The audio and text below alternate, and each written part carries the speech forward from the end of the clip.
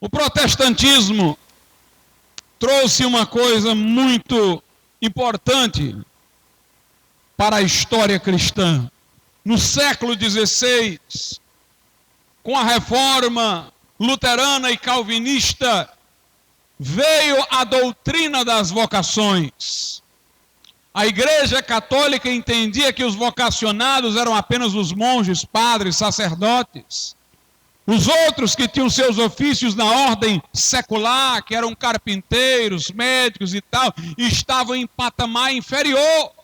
Mas Lutero, Calvino asseveraram que não apenas o que é pastor, mas todo crente é vocacionado. Tudo que nós devemos fazer para a glória de Deus. Quando você é um bom trabalhador, dá testemunho. Aproveita a ocasião para evangelizar. Onde você estiver, você glorifica o nome do Senhor. Todos temos uma vocação, todos temos uma função a desempenhar no corpo de Cristo. Mesmo nas suas atividades seculares, Deus quer que você o glorifique. E meus amados irmãos, foi por causa desse senso de ser vocacionado por Deus que os protestantes foram extremamente ativos no mundo. Eu li um autor uma vez que dizia que os protestantes no século XVI tinham os nervos de ferro, porque por mais perseguidos que fossem, eles eram inabaláveis, porque eles criam que o que estavam fazendo era o que Deus queria deles. Esse senso de que Deus era soberano e que lhes dera vocação dava-lhes a sensação de que triunfariam no final, porque o Deus soberano, regente sobre céus e terra, é que os havia chamado e eles vinham cumprir o seu papel na terra. Carlyle, que era um grande poeta inglês, ele disse que os protestantes têm uma estrutura para serem heróis.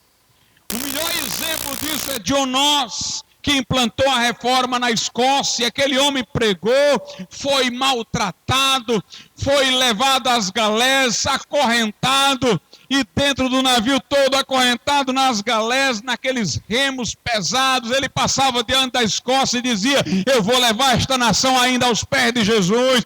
O povo zombava dele, ele tinha pregado lá, não tinha obtido êxito, tinha ido para as galés, mas dizia: eu vou voltar lá, porque esta é a minha vocação, eu acredito que esse é o meu chamado. Nervos de aço, irmãos, estrutura de herói. Ele saiu das galés, voltou para a Escócia, pregou, levou aquela nação aos pés do Senhor, e a rainha da Escócia disse: eu prefiro enfrentar os canhões da Inglaterra do que a pregação desse John Knox. Ele orava e dizia: Senhor, dá-me a Escócia, senão eu morro. Ele tinha um senso da vocação, aleluia, um senso de que aquela era a missão dele, que o script dele estava traçado e que ninguém podia mudar o curso dos acontecimentos. Foi assim, irmãos, que os protestantes do século XVI abalaram o mundo de então. E eu louvo a Deus por isso. Mas se eles enfatizaram a vocação, os pentecostais enfatizaram a capacitação.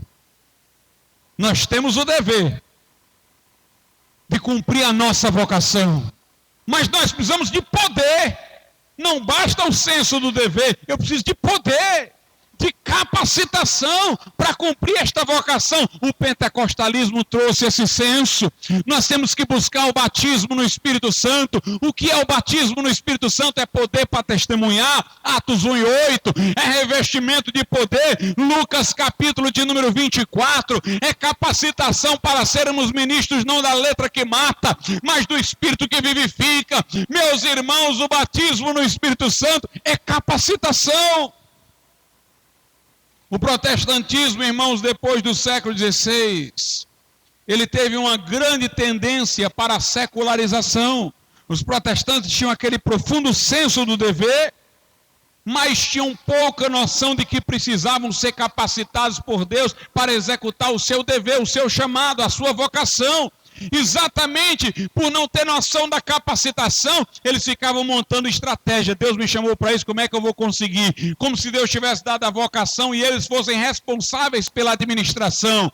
Aí começavam a buscar cargos de confiança. Os puritanos fizeram movimentos políticos na Inglaterra, queriam galgar elevadas posições para poder se tornar influentes e realizarem aquilo que entendiam ser sua vocação. Começavam a buscar erudição no conhecimento secular, construir universidades para serem influentes mediante a educação. Eu não vou dizer que isso está errado, pelo contrário, isso deve ser feito, mas havia pouca noção de que se precisava do poder do Espírito Santo. Com o passar do tempo, irmãos, o protestantismo foi se secularizando, a mentalidade foi ficando cada vez uma mentalidade mais secular. Eles construíram universidades, eles levaram nações ao progresso, mas depois já estavam começando a ficar metidos demais a intelectuais, desconfiando da inspiração da Bíblia, não acreditando mais na possibilidade de milagres. Por isso eu vos digo, é bom ter senso da vocação, é bom saber Deus me chamou para mudar a história, para deixar marcas, para fazer esta obra, outro para fazer aquela, aquele para fazer essa. O senso do dever é importante, mas eu quero dizer uma coisa, nós precisamos de poder, é Deus que opera em nós o querer e o efetuar, fiel é o que chama, o qual também o fará. A obra não é tua, meu irmão, a obra é de Deus. Ele te chamou e Ele capacita, Ele te chamou e te reveste, Ele te vocacionou e é Ele que vai te dar um sal para realizar. Aleluia. Meus irmãos, o casamento do protestantismo com o pentecostalismo é perfeito. Protestantismo sem o pentecostalismo fica incompleto, é só vocação, é só dever, é só missão. E o homem tentando usar a sua estratégia para poder conseguir executar, sem capacitação do alto. Agora, quando a pessoa também só tem aquela visão pentecostal, poder, poder, poder, poder, e não tem senso do dever, aí ele quer o poder para transformar a pedra em pão e cair na história do diabo. Ele tem o poder e não sabe para quê. Aí começa a inventar coisa, poder para poder fazer um dente ficar de ouro, poder para isso, poder para aquilo, começa a entrar as bobagens, começa a entrar o neopentecostalismo. O poder de Deus é para ganhar dinheiro e ficar rico. O poder de Deus é para ter um carro do ano, é para ter isso, é para ter aquilo. Por quê? Porque ele tem noção de que Deus dá poder, mas ele não tem noção do dever que tem que executar. Aí ele fica achando que o poder é para proveito próprio. Pentecostalismo, irmãos, sem o elemento protestante, ou seja, vocação, dever, chamado de Deus, missão no mundo a desempenhar, vira, irmãos, uma arma poderosa na mão de uma criança que vai fazer um bocado de bobagem. Aí entra o neopentecostalismo, o consumismo, é querer isso, querer aquilo. Ah, eu tenho o poder de Deus, então eu vou conseguir isso, aquilo. Foi o que o diabo quis fazer com Jesus. Tu é o filho de Deus mesmo? Transforma essa pedra em pão. Mas o poder que Jesus tinha recebido era para cumprir a missão dele. Não era para ficar brincando com pedra, não. Não era para ficar, dizer, agora eu vou transformar a pedra em pão, vou pular daqui de cima e os anjos vão me segurar. Não, irmão. Não era para palhaçada, não. Era para fazer a obra de Deus. Tem gente aí que quer o poder de Deus, mas não sabe para quê. E fica inventando moda e palhaçada. E ao mesmo tempo, do outro lado, tem aquele pentecostal que não tem um senso do poder de Deus, só tem um senso do dever da missão. Aí fica achando que tem que conseguir as coisas por meio da política, por meio disso, por meio daquilo. Fica um cristianismo acadêmico politizado, totalmente fora do parâmetro bíblico. Nós temos que juntar coisa.